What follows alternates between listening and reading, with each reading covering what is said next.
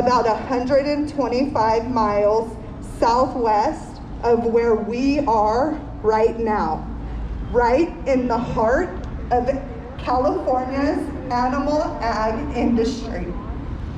I know people who have worked on farms, inside slaughterhouses, and in many other employment positions within animal agriculture industries. They're not bad people. They're doing what they know how to do. They are conditioned. We are conditioned. I was conditioned. I was conditioned to believe that animals used for food are happy.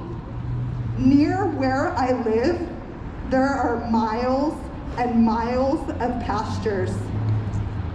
I saw them all the time. I truly thought the animals were happy.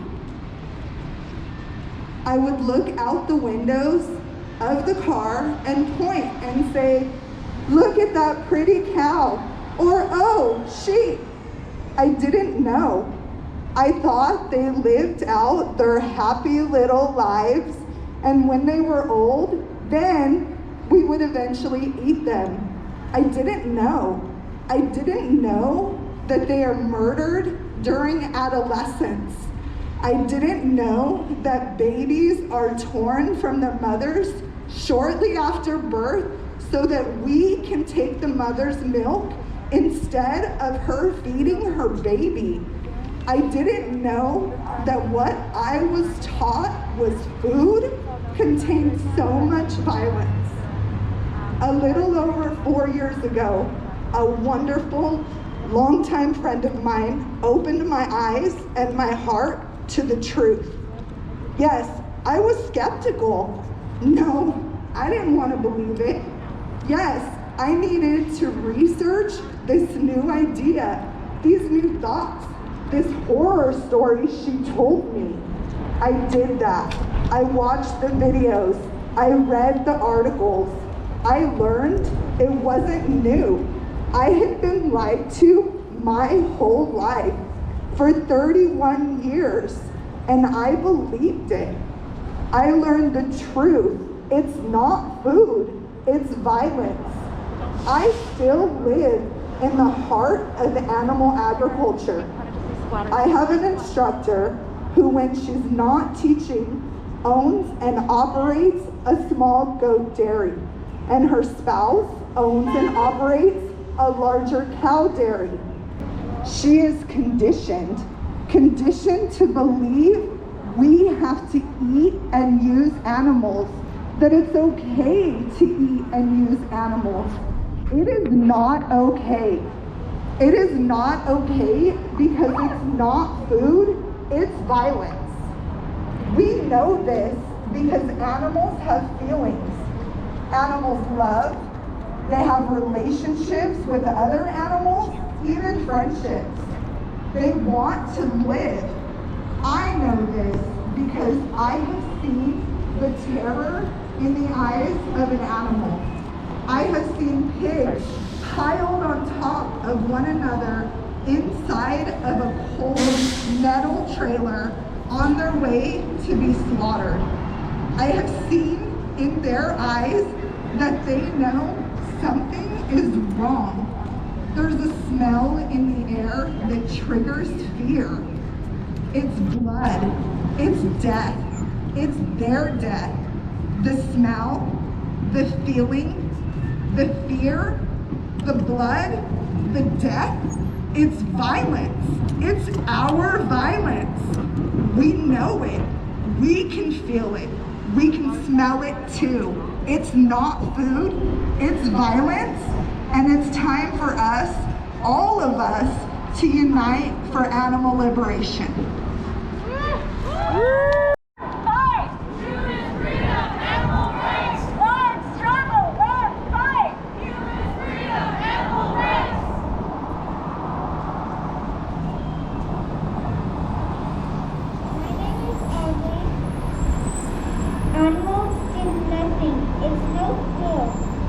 Take them from the path and slaughter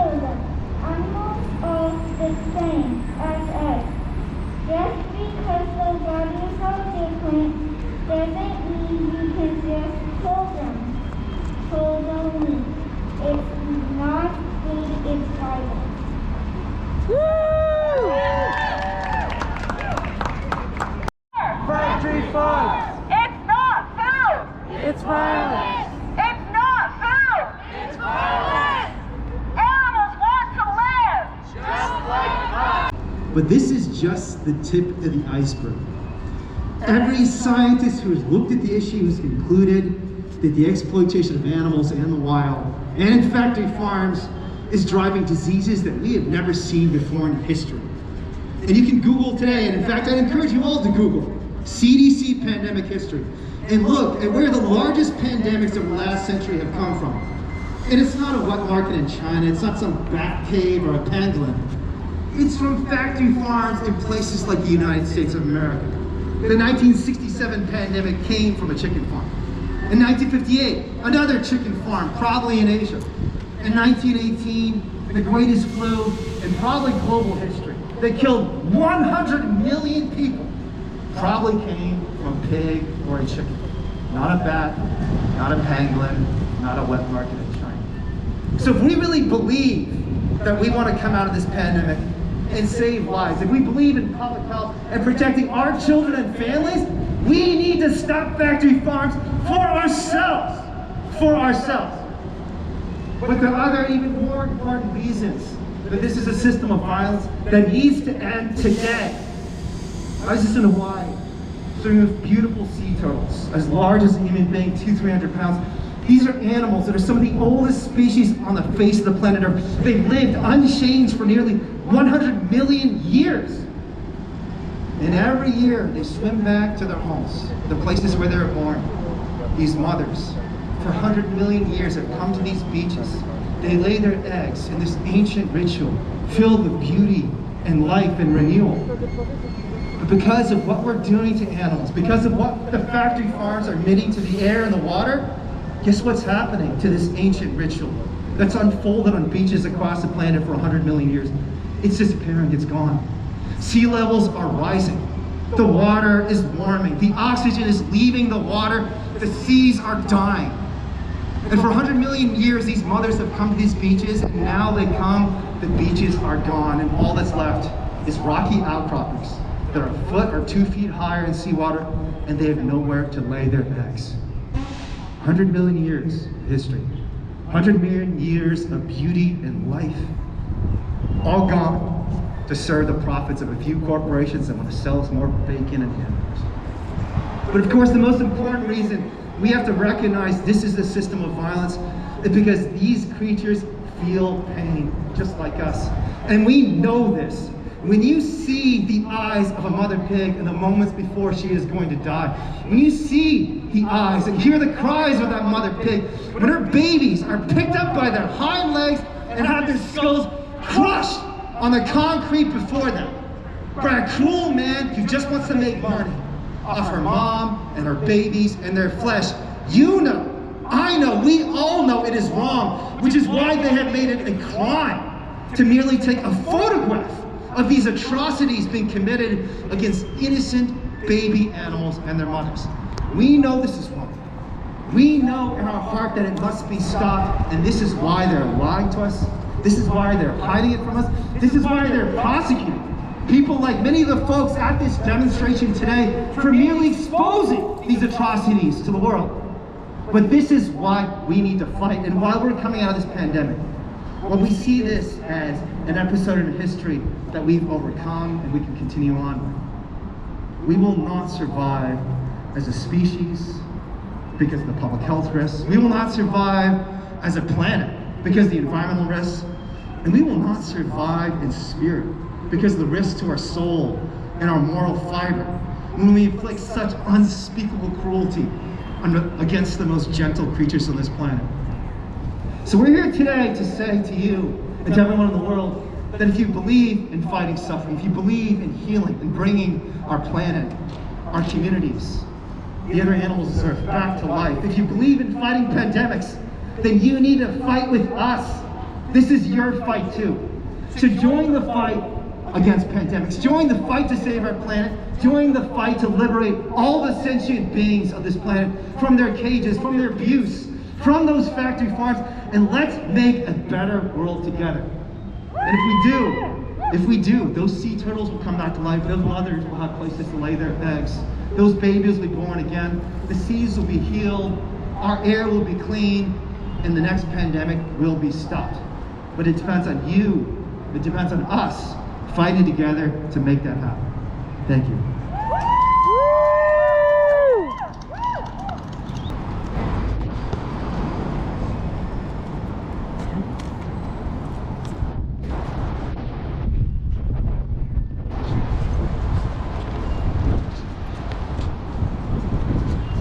It's not food! It's violence! It's not food! It's violence! It's not food! It's violence! Freedom for all! Justice for animals! Freedom for all! Justice for animals! Freedom for all! Justice for animals! No more oppression!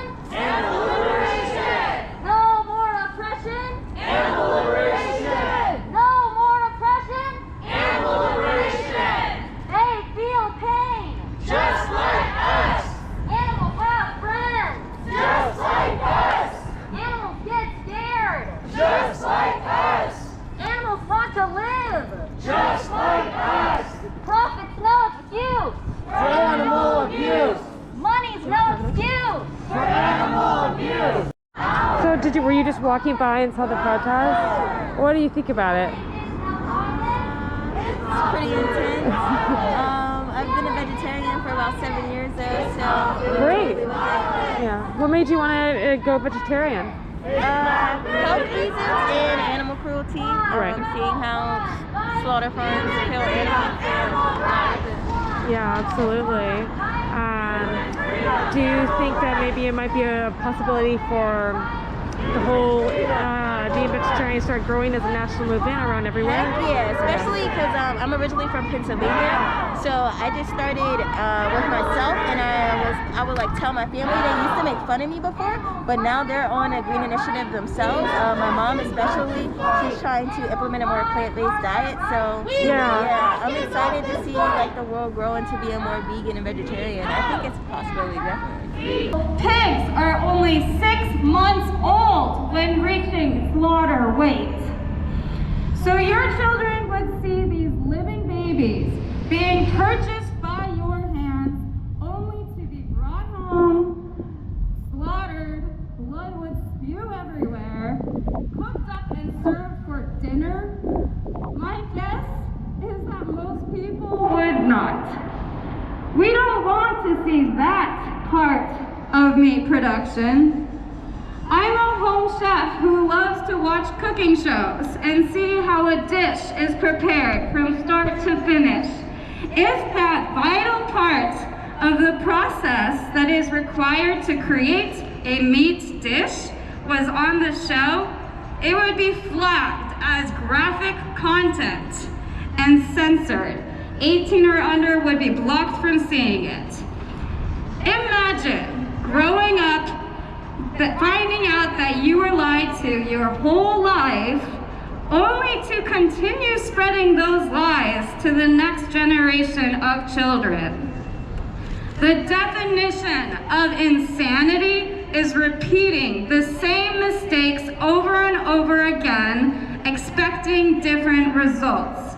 It is insane to keep spreading these lies and hiding from the truth.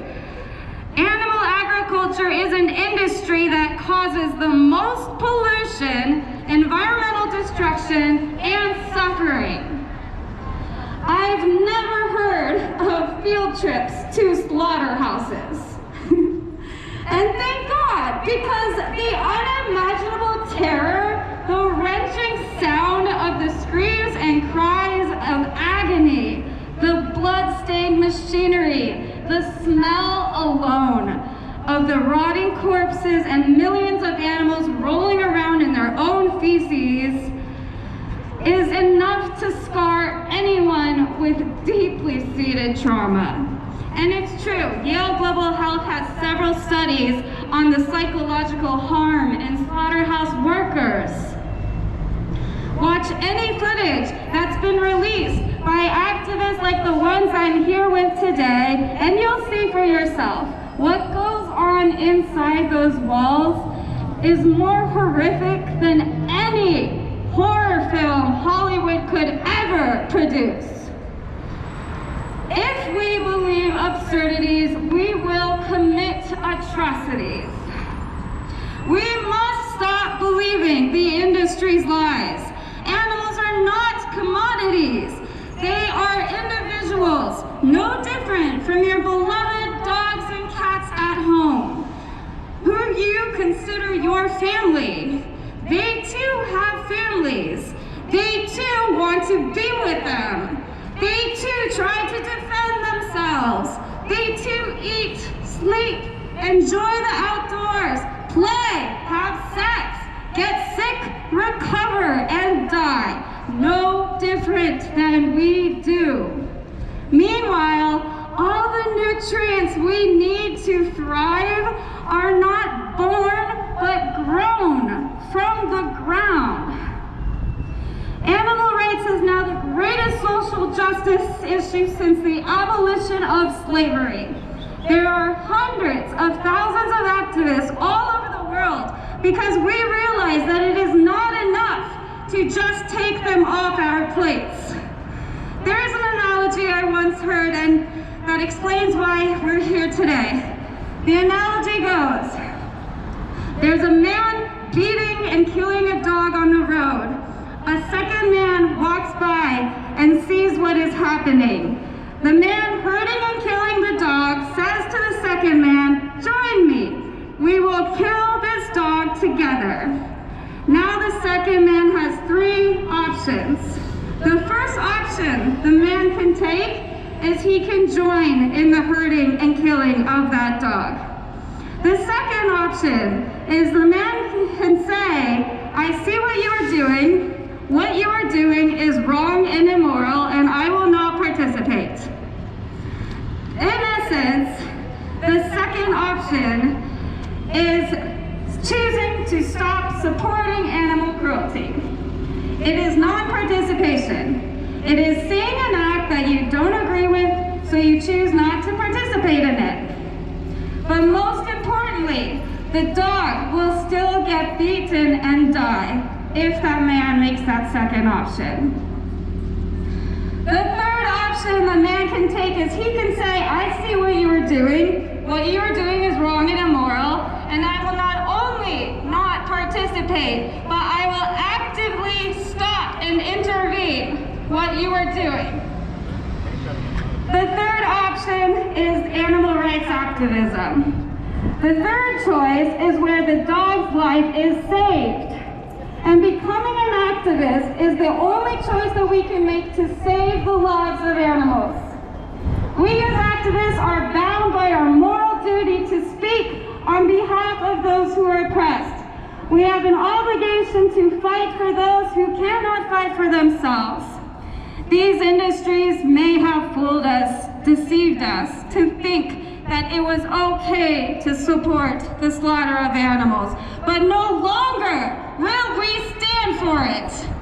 We will not sit back and allow this to continue. This fight ahead will not be easy. We will be faced with challenges because the corporations and industries that we are up against will not go down without a fight. But they will not win. They will never win because for all their money and all their political influence, they have the one thing we have they will never have. We have the truth. I promise you a future exists where every slaughterhouse is shut down. I promise you a future exists where every cage and laboratory is empty forever. I promise you a future exists where every animal in the wild is allowed to roam free without the fear of being hunted by humans. I promise you a future exists where every animal is treated with respect, kindness, dignity, and compassion. I promise you a future exists where every last animal farm is either transitioned to a plant farm or is shut down and burned to the ground. Woo. If we want to make this future a reality, If we want to see a compassionate world without speciesism, without human supremacy, and it's time that we all face the burden that lies on our shoulders. Don't expect others to fight the battles that we all must collectively share. There's no more time for excuses. There's no more time for complacency or apathy. Most of us had once unknowingly, blindly paid for animals to suffer and die. Animals suffered and died for us so that we could eat their flesh and wear their skin. And if such, then we have a moral obligation to fight to protect their brothers and sisters. When we fight to protect not only the animals that are yet to be bred, we fight to beg. We beg for forgiveness for the ones that died before. The way I see it, animals had their lives taken from us, so the least we can do is fight for them for the rest of our lives. Our existence on this planet is only temporary, but the world that we leave behind will define the future and outlive us forever. Now is the time to fight. We fight for the animals, we fight for the planet, and we will never stop fighting. We will never back down. Freedom is a birthright. A God-given birthright. We will never back down until every animal is free! Slaughterhouses were a hotspot for COVID cases. As a result, slaughterhouses were working at reduced capacities. So farmers had an excess of animals at their farms that couldn't be sent anywhere. So rather than opting for a more humane method, not to say there is a humane way to kill an animal, farmers across the nation chose to use VSD, also known as ventilation shutdown. This is the most cruel practice I've ever witnessed. Pigs are locked in sheds and the ventilators are turned off as heat is pumped in. The pigs are roasted alive.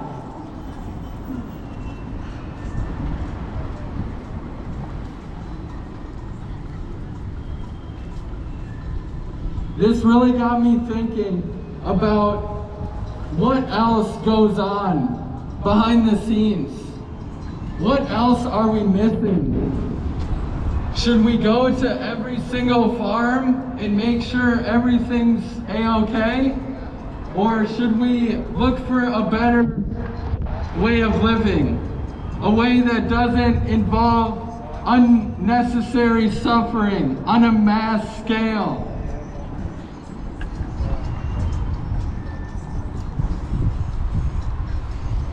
On this mission, I learned that all they care about is money.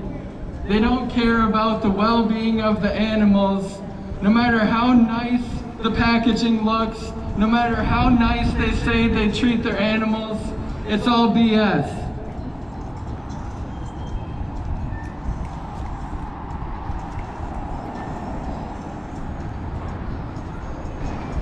Thank you. I witnessed chickens stacked on top of each other, row after row, crammed in cages, living in their own shit. I pull these chickens from hell and I take them to sanctuaries where they can live out their lives in peace. The amount of cruelty I see every other week is undescribable. I can't put it into words how awful it is. I hear these chickens screaming for their lives. I've seen some try to escape. I've rescued some who have escaped. I can't describe describe what I witness every other week because it is the worst cruelty I have ever seen. They treat these chickens like they're garbage when they're living, breathing, feeling beings who feel pain, who feel happiness, who feel joy and sadness just as much as you and I do. They're discarded like garbage, and they're thrown by their legs onto shackles, and I watch their throats get slit, and I watch them get defeathered and boiled alive every other week. And this slaughterhouse takes the lives of 17,000 chickens a day. What has happened to us as a species that we think we have the right to kill 17,000 individuals a day? And that's not just this slaughterhouse alone. Farmer John's in Southern California kills 10,000 pigs a day. Manning Beef in Southern California kills 10,000 cows a day. Foster Farms in Livingston kills about 50,000 a day. The fact that animals are dying on a mass scale is so disturbing, and the fact that we have facilities that are designed to kill baby animals, the fact that those even exist is so disturbing. That is wrong, and that is something that we have created. I have personally talked to the workers at the chicken slaughterhouse. They don't eat animal flesh because of the violence that they witness. They hate their jobs, and they deal with psychological problems as a result of it. And that's not just them. That is a statistic of every slaughterhouse worker that kills animals for a living. They deal with depression, mental health issues, bipolar disorder, alcoholism, domestic violence, and a whole laundry list of other issues, because they are being paid disproportionately low wages to slit the throats of baby animals. Factory farms and slaughterhouses are breeding grounds for any pandemic. COVID-19 is a zoonotic disease that came from animal farming. I witnessed at this chicken slaughterhouse the shit of chickens that drips from their cages going into drains, and their blood and their feathers and their body parts going into drains that gets into our water system. And this is what we're consuming. This is no way to live, and this is no way for us to thrive and to create a better world. And we cannot create a better world if we treat those who are more vulnerable than us like trash and like objects. It is our moral obligation to protect those who are more vulnerable than us and who cannot help themselves. It is our obligation to protect them. And animal agriculture is a detriment to the well-being of our society because it hurts animals who are supposed to be our friends. It abuses workers and vulnerable humans, marginalized communities, and it's killing our planet, and it's breeding ground for diseases. There is no way that our world can thrive, and that there is no way we can create a world for future generations that is better than the one we live in now if we don't end factory farming. Thank you.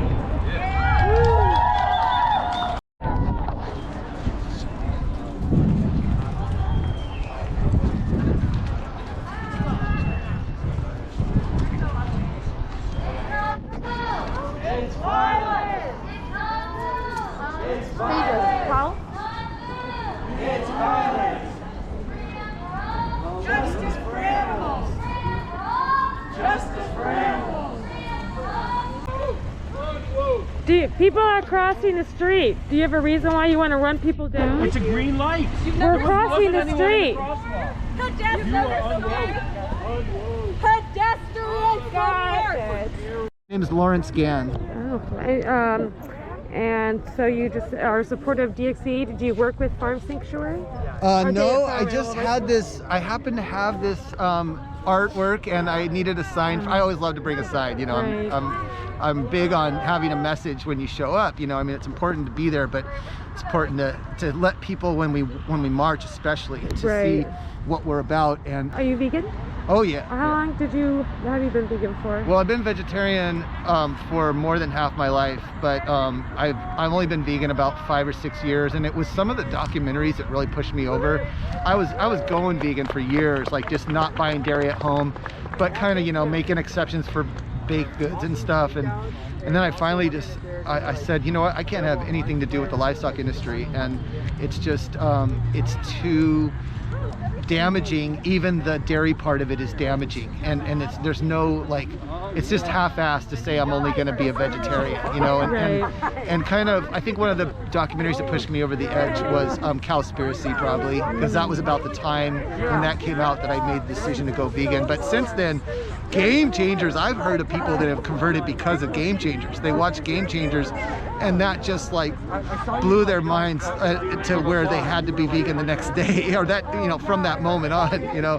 And I just, that's one of my big passions, is the idea of creating content that encourages others to make the decision and realize that when they give money for a cheese pizza, they, you know, even though they're vegetarian, they're still supporting all the death and destruction of our planet that's associated with the livestock industry, as opposed to eating a plant-based diet, which we all know has a fraction of the impact. Right. Thank you so much. I really appreciate it. Oh, of course. Yeah. Nice to talk with you. Yeah. Anytime. Can you say your name one more time? Yeah, it's Lawrence Gann. Thank you. Yeah, sure. Okay, and yeah, let's give a round of applause to everyone who lived down at the place. They were just like in new underwear and stuff.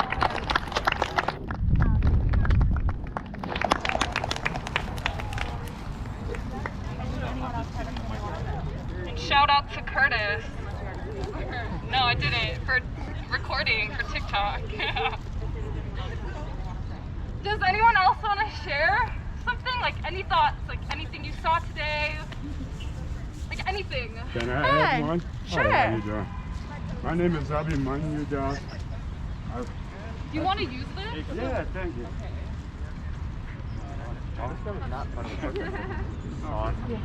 How do you do? You can just talk like in this area and it'll work. Okay, great. Hey guys, I just want to say thanks, and also to say how proud and happy I am that all of you came out on behalf of these little creatures God has given, has made. It's a pity and a shame they can't speak for themselves. But for those of you who can, I applaud what you do. Thank you. That you come out. Try to add voice and cruelty to the suffering, to all of that pain. I'll tell you a story just very quickly so you'll know what I'm talking about. That was a cow. Back in 1973, I worked on a cattle ranch. The boss gave an order to take these cows to the butcher shop or the slaughterhouse so that they could be killed for the prisoners down in Redford, Florida. One of these cows was one that I fed out of hand for 2 weeks. Come here, Betsy, you know, no problem. I was given that order, like many of my comrades, she was one of them. And when I tried to offer the hay and the grass to entice her to come get in the pen so it could be easy, we chased her for 45 minutes. I looked in her eyes and I saw nothing but dread and fear. She taught me a lesson right then and there, and I'm looking, I'm saying, well, what is it? What has changed? But she had already perceived that there was something more coming than what I could understand. So I decided to go with her and see what it was like that she had tried to get away from, but she had no defense. We're men. We got all control. We can do all this. Took it to the slaughterhouse, and the first thing that gags you is the smell of that dead blood. Get inside, they hooked her up, put the harness on her. shot in the head with a 22, and when she didn't die, immediately they hit her with a sledgehammer. When she passed out on the floor, immediately they went to doing all the ugliness. Even her baby calf wasn't spared from the cruelty. Cutting open, skin off, head off, hanging upside down. If you saw it every day, you wouldn't want to do it. But this is what they do in the name of satisfying the tongue. I saw it then. She taught me that lesson. That these animals have more than just, oh, well, something that we can put on the table. And our philosophy and belief, we believe that all life does indeed matter. You're an eternal being. This body is only here for a short time. See? So I wanted to do something special for you guys. As I was telling my friend, as soon as I heard what y'all were doing out here, I had to come. Because you deserve something for all that hard work and labor and marching up and down the streets here, trying to get these people to really become awake. You are what you eat. And if you're eating violence and cruelty, what do you think? The laws of karma are just. You're not in control of it. You got all these crazy diseases coming at you, all this crime. They're going against our Asian brothers. Why? Because they got no compassion, no mercy, and they don't care. So we have to educate, teach our little brothers and sisters to have compassion, to have that merciful understanding that all life does indeed matter. These are your little brothers and sisters and aunties and uncles and whatever else have you. We don't die. There is nothing that can kill you. You're an eternal thing, different from this body. You just simply change one to another. So take compassion upon these creatures. Tell them, have compassion, have mercy, so that we can have some real peace in this society. If we are a nation that is having this thing of killing animals, butchering them and slaughtering them, nature will have a course on us as well.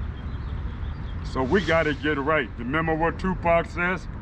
Got to change your eating habits. All right, guys, so my food is called prasadam, which means the Lord's mercy. First thing I do is offer it to God first, because you can't create nothing. As he's given it freely to me, and to all of us actually, I take it, cook it, put some spices on it. I learned over in India. Any of you guys from India? Anyway, if you get a chance, go. They got some great stuff coming.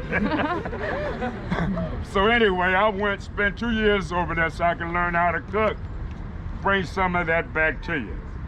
Now this is vegetarian pakoras, which is simply cauliflower and broccoli. So whatever your mother told you against eating broccoli and vegetables, I hope you like what I got. Appreciate it. I'll leave you with some cards. Call me and I'll come cook for you, for your friends and anybody else. When y'all got programs like this here, I'm with you.